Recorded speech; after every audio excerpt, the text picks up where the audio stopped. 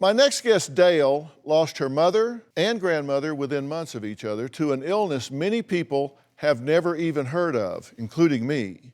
And then she ended up in the hospital with the very same infection. Here's Dale's story. This is my mom and my grandma. In 2005, my grandmother contracted C. difficile, or C. diff. This disease is a highly contagious bacterial infection. When my grandmother was released from the hospital, my mother moved into her house to care for her. The C. diff did return, and my grandmother was taken back to the hospital.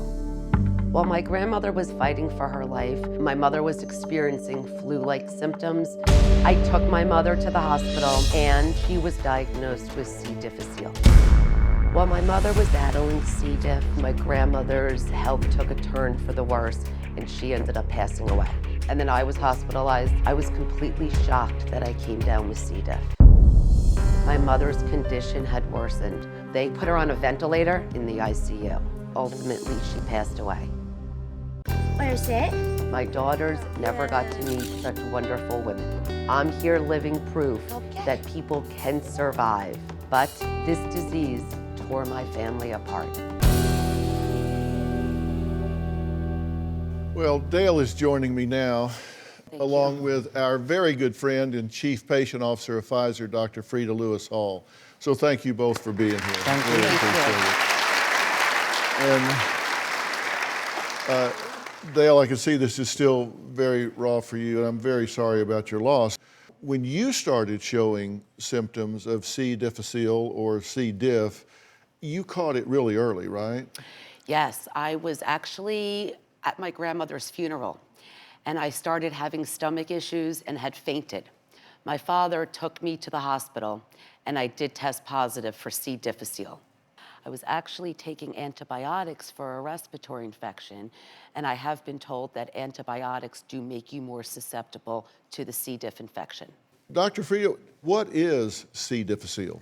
Clostridioides difficile, or C. difficile, is a bacterium that can cause a range of symptoms from stomach pain and diarrhea to life-threatening inflammation of the colon. And C. diff can live anywhere.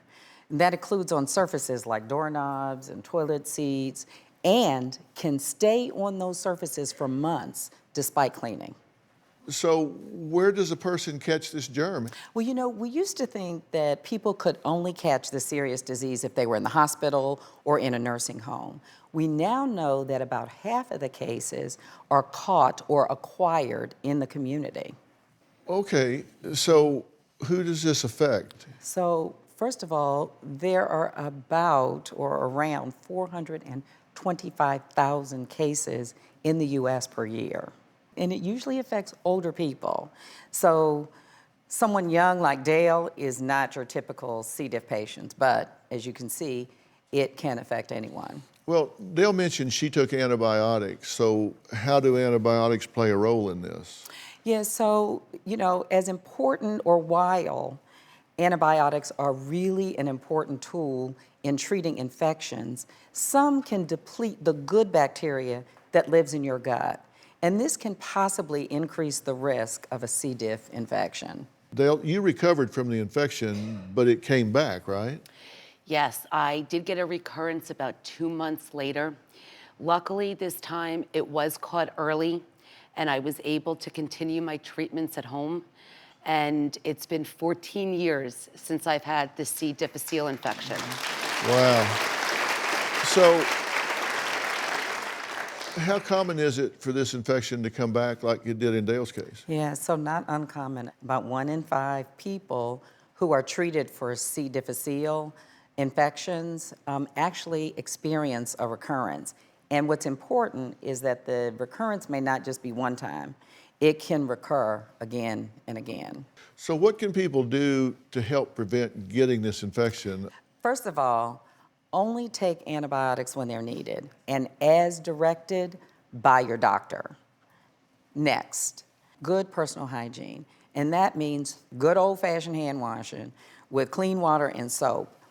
Now, the alcohol-based sanitizers may not be enough to effectively kill these C. diff spores. So it's important, hand washing, clean water and soap. And if you are around someone who has a C. diff infection and you begin to feel ill, then you have to do what Dale did, and that is get to your doctor right away.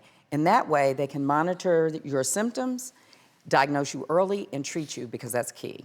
You bring really good stuff we need to hear here. And to keep yourself and your loved ones safe, make sure that you check out their website for this, which is gethealthystayhealthy.com.